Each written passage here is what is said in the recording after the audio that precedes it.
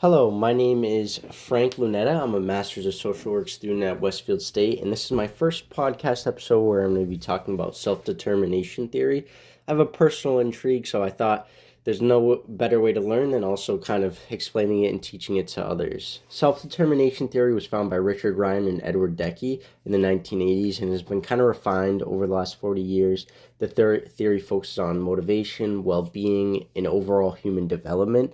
It's the foundational belief that people seek their own growth and want to develop when the right psychological needs are met. In the theory, it has three key psychological needs that must be met, and those needs are competence, autonomy, and relatedness. Competence is the experience of mastering over a task. Autonomy is having one sense of full volition over one's action or being able to, take action freely. And then the last one is relatedness and feeling that attachment and connection to others. The descriptive theory around it claims that if those three psychological needs are not being met by the social context within your life, then you're going to experience problems with well-being, and all three have to be met or you're going to struggle in some way. A person's social context that isn't meeting those psychological needs, that relates to things like environment, reward systems, it talks a lot about, and then institutions. And so that social context, if it doesn't meet those core psychological needs, it's going to lead to problems. For example, things like toxic environments, abusive environments, or environments focused just on extrinsic motivation and not intrinsic motivation can cause struggles. And to understand the importance of motivation in the theory, I'll just explain it real quick, because that helps with understanding how we might solve a problem if we're experiencing one. Um, and it puts motivation at different levels. It has a motivation at one end, extrinsic motivation, which is being motivated by external things or external rewards, and intrinsic motivation on the far end. And that's the key goal, to kind of actualize and experience positive realities. And intrinsic motivation is being motivated by internal wants, internal needs, and like desires and wanting to do something out of the enjoyment you get out of it.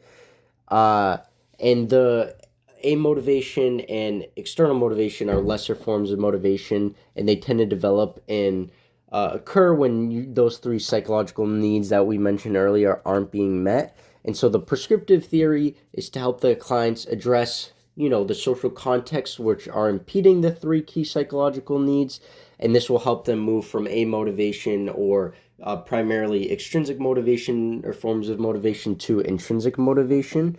And this will not only help, like by addressing the social context, say by like changing a person's job, helping them find a new job, developing more positive peer relationships, or say even finding a new hobby which gives them more motivation and that addresses those three core psychological needs. It will help motivate them to address the problems on their own. So until those psychological needs are in some way or another being addressed or not being addressed, and because it's a continuum, the more they're addressed, the more motivated people are, and the more likely they'll be able to act on their own and change their own environments as well, to help them make those psychological needs being met. It's really important that a therapeutic relationship is really focused on, and it's more like a partnership, and you cannot in this relationship violate those three core psychological needs. And so as a therapist, you also have to emphasize them internally when you're helping your clients. In that way, you can help them address the social context and really improve their lives. Research about self-determination theory is finding theoretical accuracy and overall effectiveness in regard to intervention.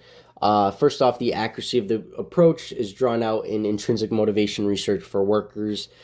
They're finding that workers who have those three core psychological needs met are more intrinsically motivated and have seen to have better lives, better psychological well-being, and lower worker turnover. This is also kind of seen in fields like education. Students where their three core psychological needs are met, when they feel like they have a sense of autonomy, competence, and relatedness to the institution, to the people in their classes, they perform better on testing, they're more committed to schooling, and they have a better experience at school, emotionally and physically.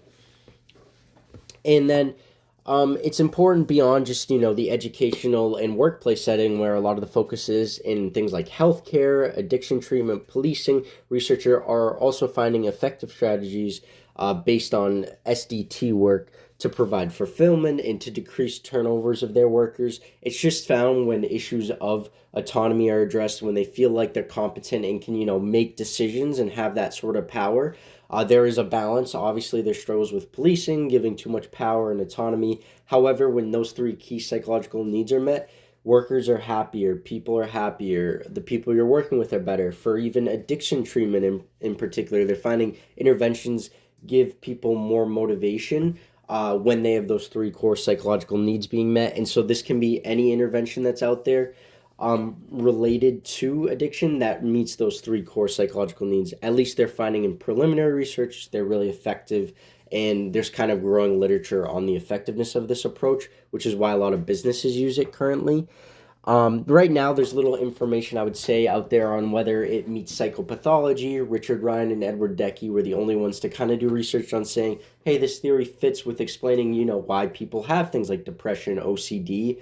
I think because of how broad the theory is and kind of how open it is, they're able to fit the framework into psychopathology, but the correlation or equals causation is not really clear. I think a lot more research needs to be done in that regard. So more research is needed, but overall, the literature is finding it to be really effective.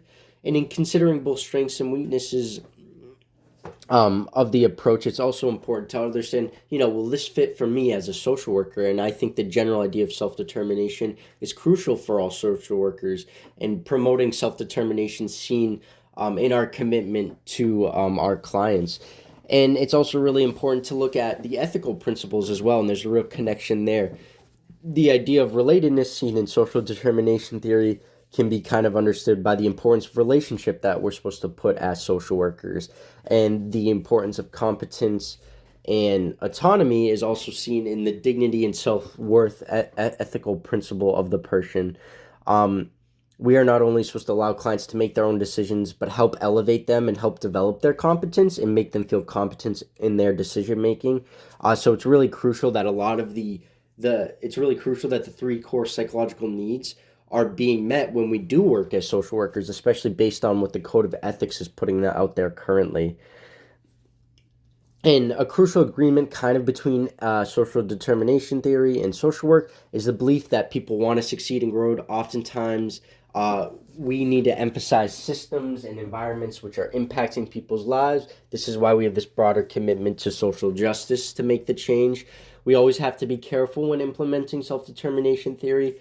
Language of motivation can make it seem like it's very individualistic, but as mentioned, self-determination theory puts a lot of emphasis on social context, and it even points to this is the reason why people aren't motivated. This is why they're struggling, is because it's impacting their psychological needs, and that's how it differs from theories of motivation. It puts far less on the individual necessarily, but it shows that, you need to both address the outside world and the internal world to make that change needed. And in my own, to conclude, I think personally I would kind of use this theory.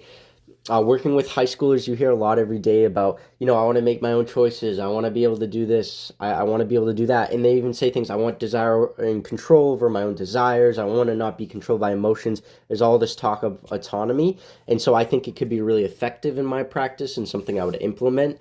Also, Richard Ryan has started to draw connections with motivational interviewing in the late 2000s and even now. They're finding that it's a good theory to kind of make sense of motivational interviewing and why it's effective. I use it a lot in my practice, but not having a framework based in kind of theory on why it works. We have an idea of in research, this is why it works, but there's no theory behind it. And I also think I could use it effectively in kind of helping students come up with solutions by being hey, is your competence being met? Is your autonomy? Is your relatedness being met? And this will also help with more problem solving. I've actually found working with students in high school with theories and showing them different theories to kind of problem solve has helped people get more focused.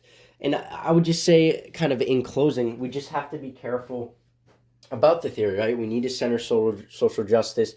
We cannot make it just like every other motivational theory that's about the individual. And so I think in closing, it's just important to realize that. And I hope everyone learned a little bit today about self-determination theory, as I know I did a lot throughout the process.